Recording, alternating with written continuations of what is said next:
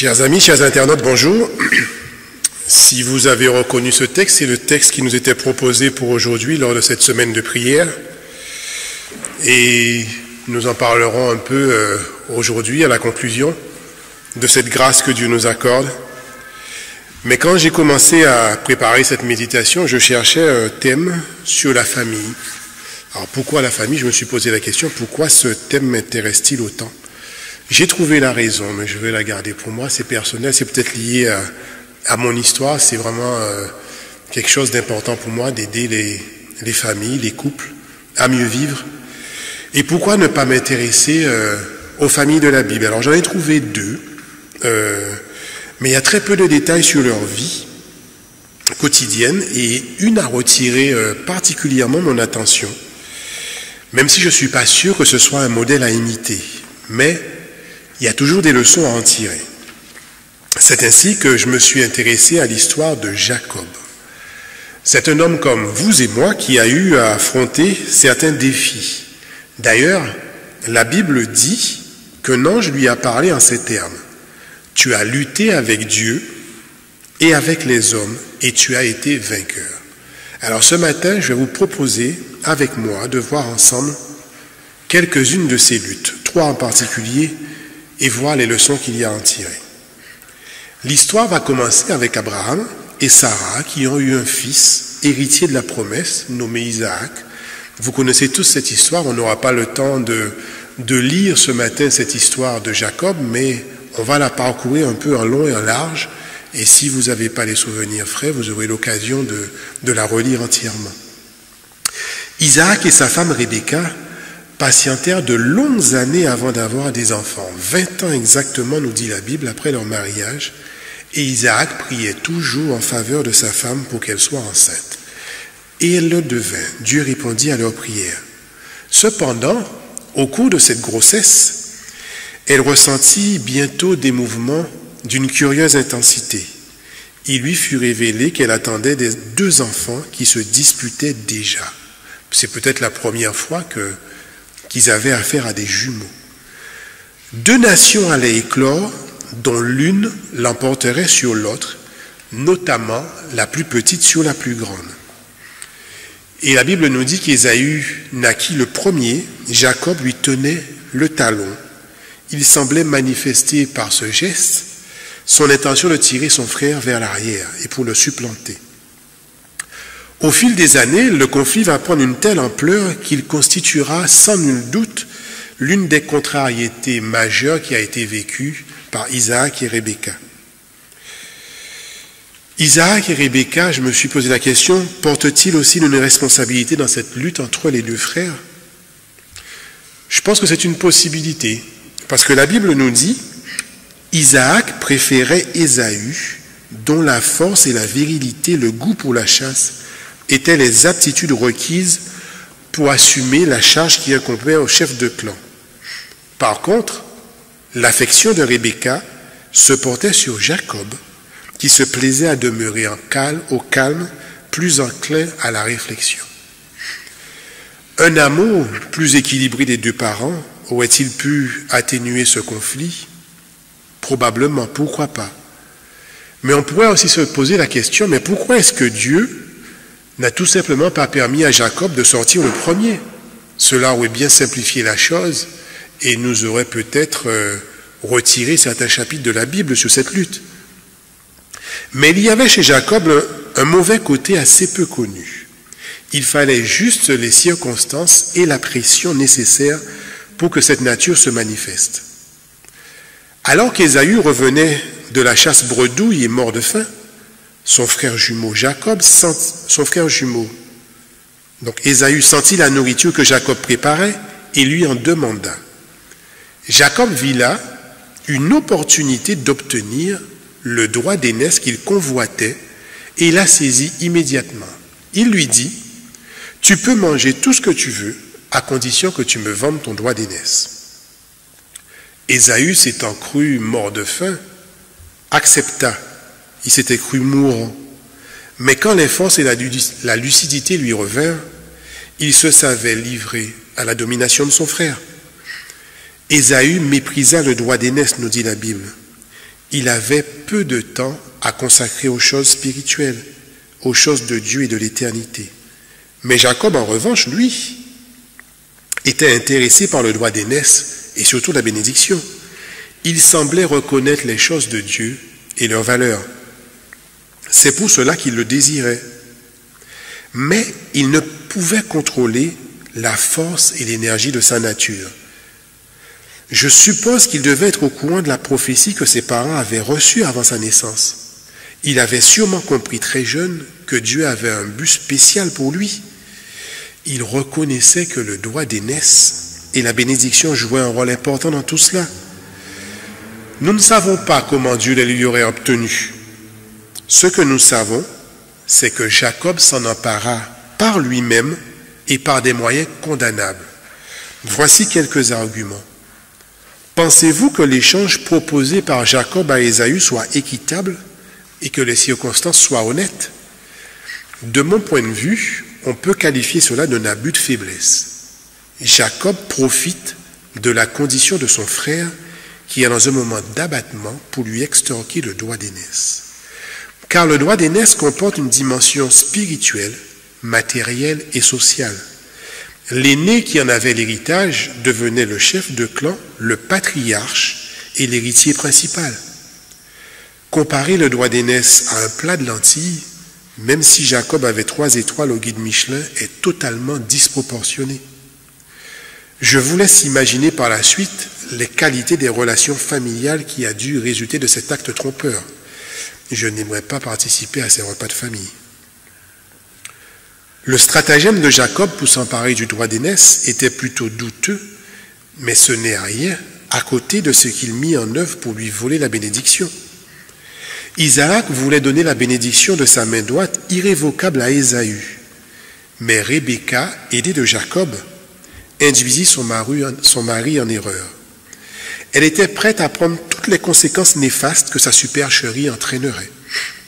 Elle souffla à Jacob de se déguiser pour rencontrer son père, dont la vue était devenue affaiblie, au point qu'il ne distinguait que des ombres. Bien sûr, c'est Rebecca qui décida de tromper Isaac, mais ce n'est pas une excuse pour Jacob.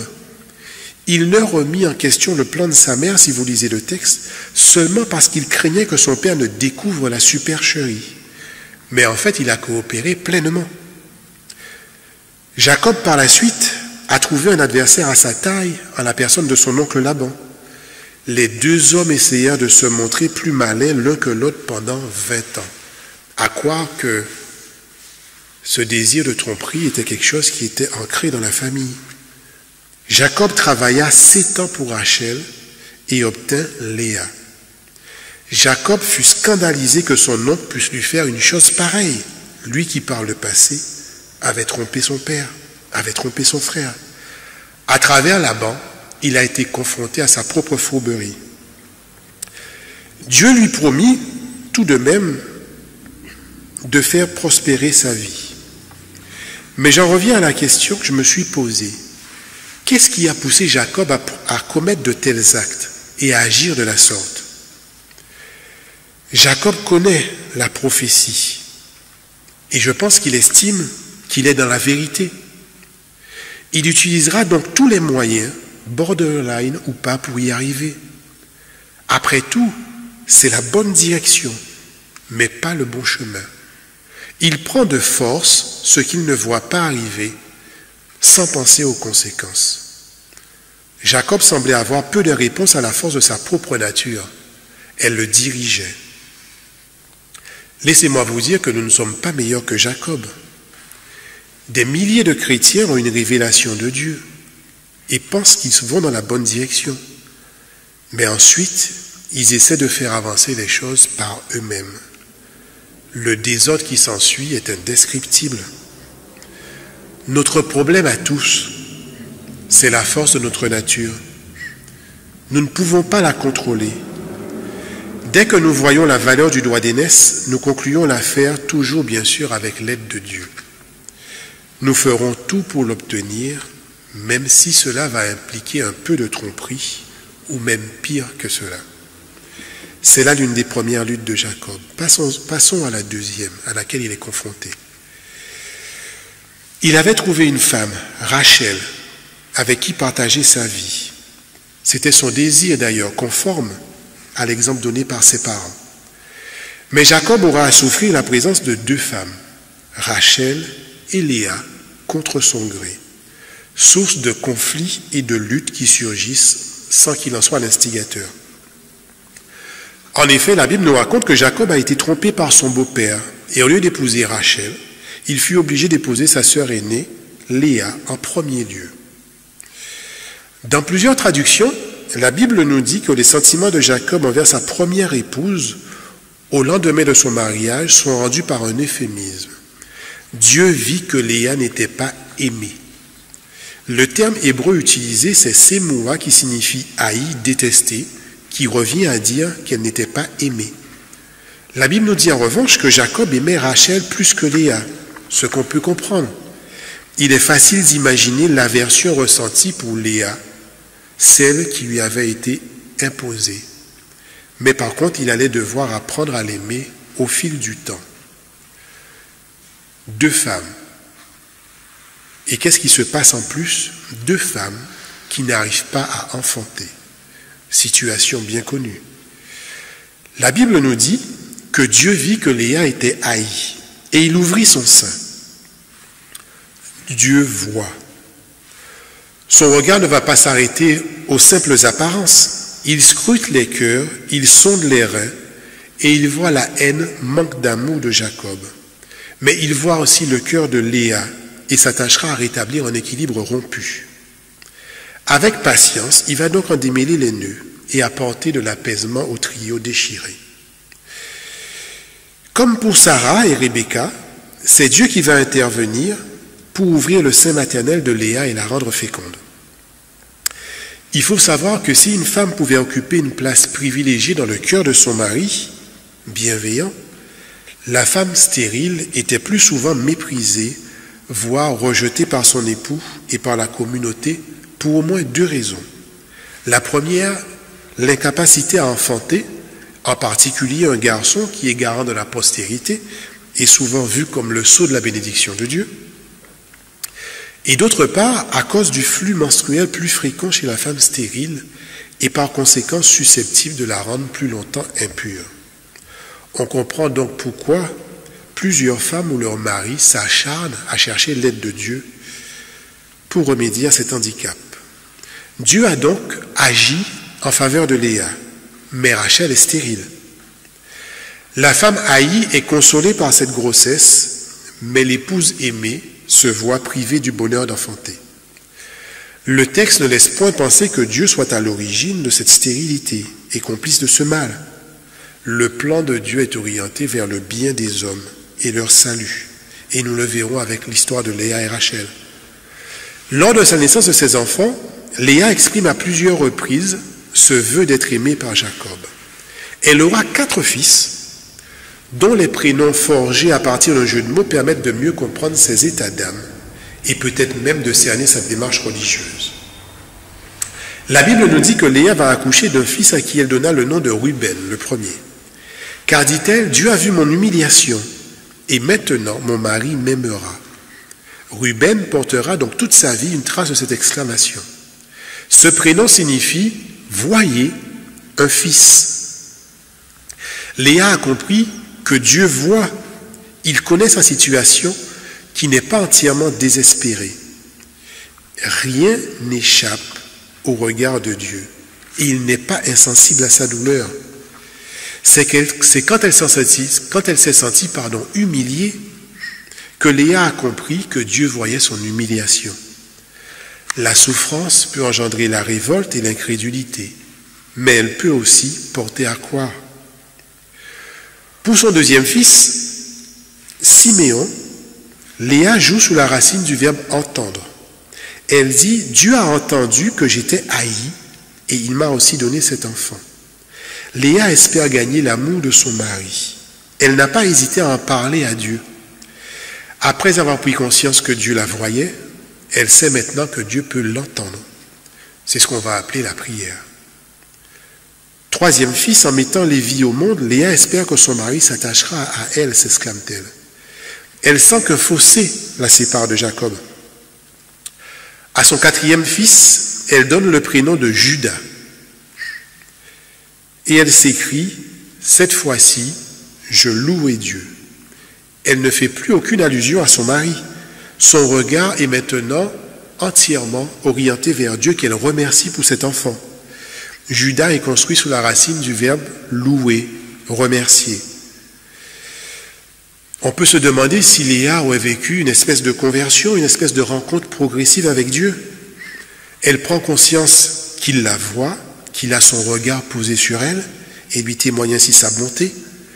Puis elle comprend que Dieu l'entend et répond à sa prière et elle éclate enfin en louange, remplie de reconnaissance envers ce Dieu qui l'a consolé. C'est un cheminement très intéressant. Mais pendant ce temps, qu'a vécu Rachel? Rachel voit qu'elle ne donne pas d'enfant à Jacob et elle devient jalouse de sa sœur. Léa, d'un côté, avait été sensible au regard de Dieu. Rachel, elle n'a de yeux que pour son problème. Elle devient jalouse. Pire, elle en veut à Jacob. Et elle lui dit, donne-moi des fils avec insistance. Puis ajoute, sinon, je vais mourir. Chantage au suicide ou simple cri de désespoir. Le premier drame de Rachel fut d'avoir été flouée par son père. Et on sait désormais comment un père peut influencer, voire déterminer l'équilibre psychologique de ses enfants et de sa fille. Le contexte socio-culturel de l'époque est différent du nôtre. Et lorsque Laban décide de marier sa fille comme il l'entend, cela n'a rien de scandaleux pour l'époque. Mais qu'il soit revenu sur sa parole et qu'il ait délibérément trompé son gendre et ses propres filles, suffit pour créer probablement chez Rachel une profonde amertume et une révolte compréhensible. Rachel souffre, sa douleur est vive, et elle pousse Jacob dans ses retranchements en usant de ce qu'on appelle un chantage à la mort. Mais elle commet une double erreur. La colère ne résout rien, premier point, et deuxième point, Rachel ne s'adresse pas à la bonne personne pour trouver une issue à son problème. Et Jacob de lui dire, suis-je à la place de Dieu qui t'empêche d'être féconde? Lui aussi, il est en colère.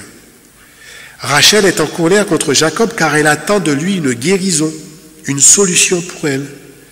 Si Jacob se met en colère, ce n'est pas pour se justifier, mais c'est également pour mettre le doigt sur le problème, le vrai remède à son problème. Rachel doit clarifier sa situation avec Dieu. Son mal n'est pas que physique, son mal est peut-être aussi spirituel. Mais Rachel va trouver une alternative. Elle offre sa servante à Jacob pour avoir à travers elle des fils adoptifs. Ce n'est pas tant le geste de Rachel qui est répréhensible, mais son attitude, parce qu'elle part en guerre contre sa sœur pour gagner l'amour de Jacob qui lui était déjà acquis. Et ces sentiments belliqueux vont nous être dévoilés au travers des noms qu'elle va donner à ses deux fils adoptifs. Le premier va s'appeler Dan, ce qui signifie juge. Elle dit, Dieu m'a jugé. Il a aussi entendu ma voix et m'a donné un fils. Le second, elle va l'appeler Nephtali, qui veut dire combattre, lutter. Il va contenir l'idée de ruse, perversité, une volonté de tordre ce qui est droit. Elle estime qu'elle a lutté les luttes de Dieu avec sa sœur et qu'elle a eu le dessus. Les deux mots qu'elle va utiliser sont plutôt du répertoire juridique et militaire. Donc nous avons d'un côté Léa qui s'épanouit, de l'autre Rachel qui est jalouse. D'un côté Léa qui mène un combat, celui de l'amour et non de la haine, celui de la joie et non de l'amertume. C'est pourquoi elle crie à ses voisines qu'elles me diront heureuses. Après la naissance de ces deux enfants, les deux sœurs sont toujours engagées dans des voies divergentes. Léa de plus en plus heureuse, est-ce qu'elle a gagné l'amour de Jacob? Le texte ne nous en dit rien. Mais Rachel va s'enfoncer dans des contrées différentes. Et la Bible nous conte une anecdote qui est un peu particulière. On se demande bien qu'est-ce qu'elle fait là. Parce que la Bible nous dit que Ruben a trouvé des mandragores dans un champ pendant la moisson. Il les apporte à sa mère, mais Rachel, qui n'était pas loin, entend aussitôt cette découverte. Et elle dit, je t'en prie, donne-moi ces mandragores.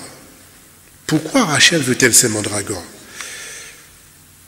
La mandragore, après recherche, est une plante de la famille des Solanacées, une plante qui est sans tige, mais qui peut aussi avoir des fleurs. La partie la plus récente, celle qu'on appelle la racine, est de couleur brune à l'extérieur et blanche à l'intérieur. Elle peut atteindre environ 80 cm. Mais ce qui est étrange, c'est que sa forme a depuis longtemps fasciné les hommes parce qu'elle leur ressemblait un peu. Ça ressemblait un peu à un homme. La racine de mandragore était connue pour ses vertus médicinales, mais on attribuait aussi d'autres propriétés qui ne relèvent pas de la médecine, mais de l'imagination populaire. Elle aurait des vertus aphrodisiaques, d'où le nom de pomme d'amour.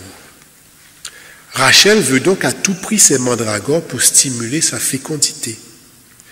Léa refuse de les donner et elle reproche à Rachel d'être à l'origine d'une rupture prolongée avec Jacob sur le plan conjugal. Et les deux femmes passent un marché. Eh bien cette nuit, Jacob couchera avec toi en échange des mandragores de Ruben. Marché conclu. Est-il possible que Rachel cherche à dépasser les limites humaines pour avoir un fils, des enfants? On verra. Le texte dit, par contre, Dieu exauça Léa. Mis en relief, ce détail donne ainsi preuve que Léa continuait à s'appuyer sur Dieu, à qui elle avait exposé sa cause en dépit des circonstances adverses. Léa a vécu une espèce de miracle. Sa stérilité a cessé à partir du jour où elle se sépare d'un remède miracle. À son 5e fils, Léa va donner le nom d'Issachar en disant « Dieu m'a donné mon salaire, moi qui ai donné ma servante à mon mari. » Léa pense que Dieu l'agrée et que Dieu voit sa conduite. Issachar contient à la fois la racine sakar qui signifie acheter et le mot ish, homme. Ces deux mots peuvent traduire le mot homme salaire. Cet enfant rappellera toute sa vie qu'il est venu au monde après que sa mère eut acheté à sa sœur une nuit avec son mari le salaire de l'amour. Puis Léa va s'écrier « Dieu m'a fait un beau cadeau lors de son 6e accouchement. Et cette fois, mon mari m'honora car je lui ai enfanté 6 fils. Le 6e fils s'appelle Zabulon, dérivé de Zabad, offrir, honorer, estimer. » Léa semble sereine. Elle est maintenant plus que jamais consciente des bienfaits de Dieu que Dieu son Créateur lui octroie. Elle semble maintenant goûter une paix profonde. Elle n'a plus d'amertume, pas d'animosité. Elle a tiré les leçons des événements. Mais que devient Rachel pendant tout ce temps? Après les enfants de Léa, il nous est dit, Dieu se souvint de Rachel. Il l'exauça, il la rendit féconde. Nous avions quitté Rachel sur une défaite qui demandait l'aide de Jacob. Mais elle avait négligé de s'adresser à Dieu avec foi et persévérance.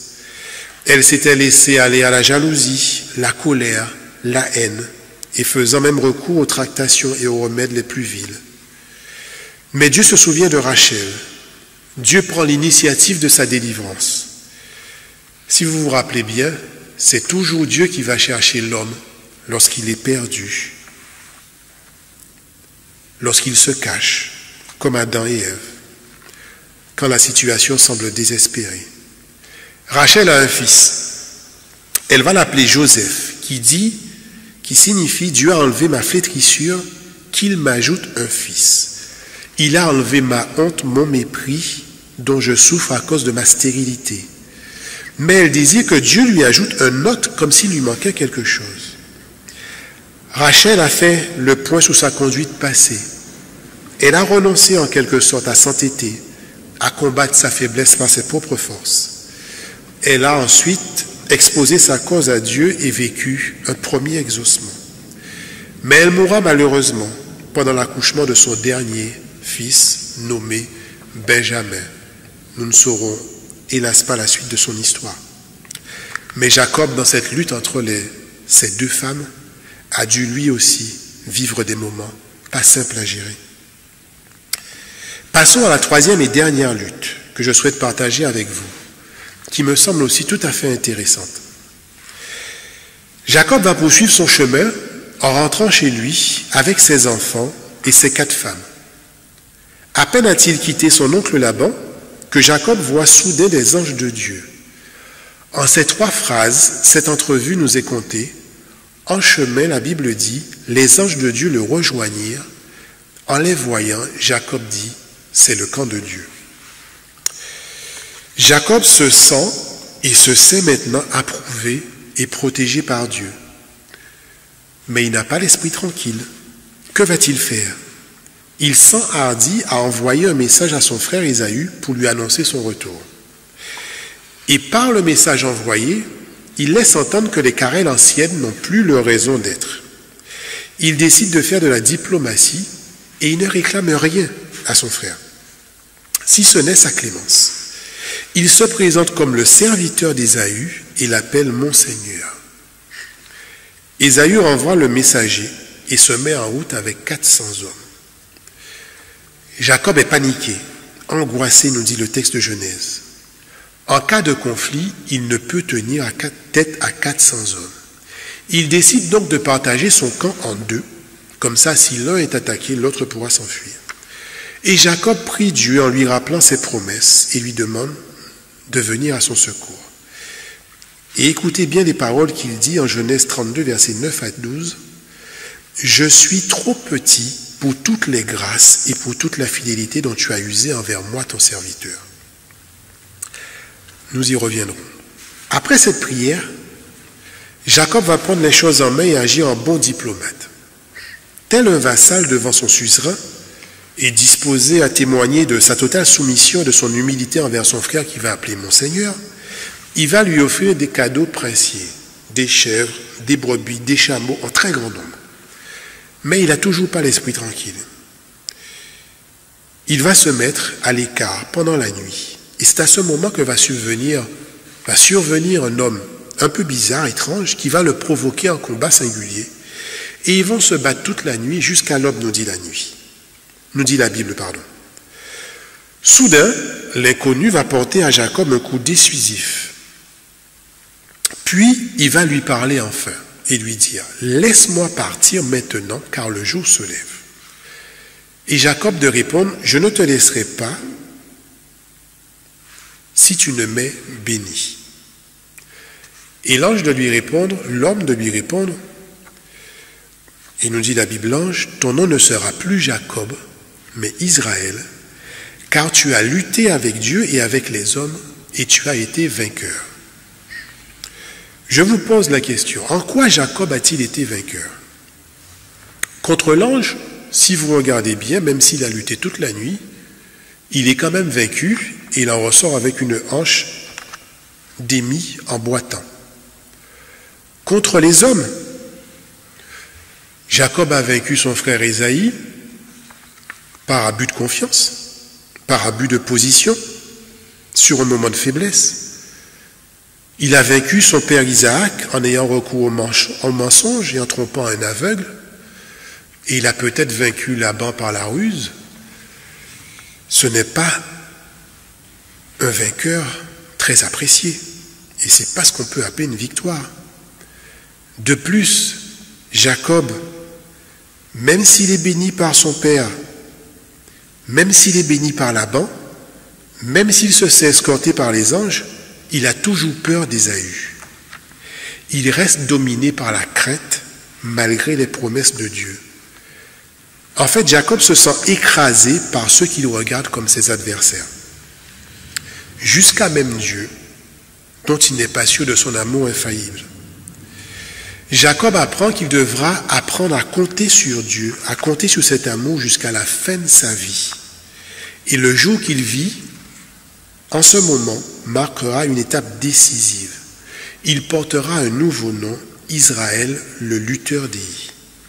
Il a en fait enfin touché du doigt son extrême faiblesse devant Dieu et les hommes. Et c'est ce qui fera toute sa force et sa réelle victoire. Et si vous regardez bien dans la Bible, tous les grands hommes de Dieu sont passés par ce type de nudité, cette défaite sur eux-mêmes, avant d'être revêtus par Dieu et remporter des victoires. Jacob comprend donc que sa faiblesse se laisse à compter davantage sous la force de Dieu. Et l'occasion va lui être donnée. Au soleil levé, Jacob va partager sa famille en 3 groupes. Et il va décider de se mettre en tête du cortège, quitte à perdre la vie le premier. Il paraît serein et va s'avancer vers Ésaü en se prosternant 7 fois, en signe d'absolue soumission. Ésaü est spontané, il enlace son frère avec affection et ils pleurent l'un et l'autre dans leurs bras. La paix est en fait réelle entre eux. Ésaü de demander à son frère, mais que signifient tous ces cadeaux? Les paroles de Jacob sont particulières. Et écoutez bien, si j'ai trouvé ta faveur, prends ce cadeau, car j'ai pu voir ton visage comme on voit le visage de Dieu. Prends donc cette bénédiction, lui dit-il. Jacob est parti 20 ans auparavant avec le doigt d'aînesse arraché à son frère et la bénédiction usurpée à son père, et revient maintenant en reconnaissant sa faute, prêt à la réparer et en ayant été pardonné par Dieu. Il reconnaît qu'il ne mérite pas le doigt d'aînesse et la bénédiction volée. Dieu lui a fait grâce et il demande à son frère de lui pardonner le mal fait par le passé et de lui faire grâce, lui le frère aîné à qui appartient le doigt d'aînesse, puisqu'il l'appelle mon Seigneur et se présente à lui en tant que serviteur. Si vous remarquez bien, Ésaü a élu domicile dans les montagnes de Séhir, dans le pays d'Édom. Il a bel et bien renoncé à l'héritage paternel. Il a trouvé son propre lieu de résidence, loin du lieu de résidence de son père. Il ne réclame pas à Jacob ce qui lui a été volé, mais il le lui donne. Dieu avait prophétisé qu'une des 2 nations prendrait le dessus sur l'autre, notamment la deuxième qui supplanterait la première. Eh bien, voilà l'accomplissement qui se réalise sans lutte et au temps voulu. Quand Dieu fait les choses, il les fait avec amour et c'est complètement différent. J'ai trouvé cette histoire particulièrement intéressante car cela nous révèle un aspect de Dieu que j'aime à souligner. À plusieurs reprises dans la Bible, Dieu déclare son amour pour Jacob, et vous pouvez le lire dans Romains 9, versets 11 à 13, où il est écrit « J'ai aimé Jacob ». C'est peut-être l'une des paroles les plus merveilleuses et remarquables que Dieu ait jamais prononcées. Parce que ces mots sont beaux, remplis de grâce, de miséricorde et d'amour. Ils contiennent un encouragement profond pour ceux qui connaissent leur nature et leur cœur. Malgré tous ces échecs, ses faiblesses, tous ses péchés, les paroles de Dieu résonnent à travers les siècles. On ne peut pas expliquer cet amour. Pourquoi Dieu aimait-il tant Jacob? On pourrait dire que Dieu avait vu quelque chose de particulier en lui, quelque chose de beau.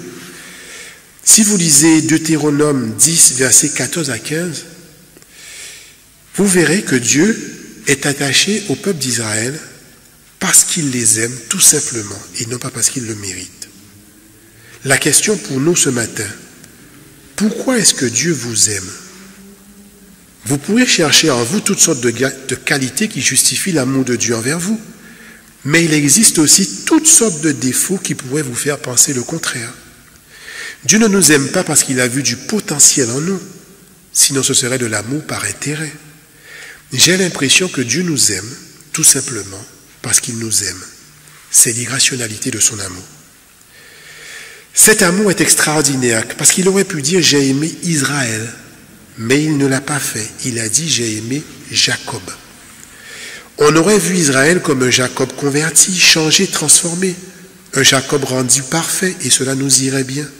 Non, Dieu choisit Jacob. En d'autres termes, il prend la personne dans son pire état et il dit « je t'aime, je t'ai choisi parce que je t'aime toi ». En ces temps troublés et difficiles, que certains appelleront les temps de la fin, Nous avons besoin de cette assurance de l'amour de Dieu pour nous, quelles que soient les circonstances. Dieu vous voit, Dieu vous entend. Il est prêt à vous accompagner sur la route sinueuse que vous avez prise. Il vous aidera du Jacob que vous êtes à devenir Israël et à être une bénédiction pour ceux qui vous entourent. Nous arrivons à la fin de cette semaine de prière et je vais vous proposer que l'on passe un moment ensemble dans la prière avec cette assurance que Dieu prend soin de chacun de nous, même si nous ne le méritons pas, que sa grâce est toujours là parce que nous avons un Dieu bienveillant, plein de bonté. Je vous invite avec moi à prier pendant 2 minutes.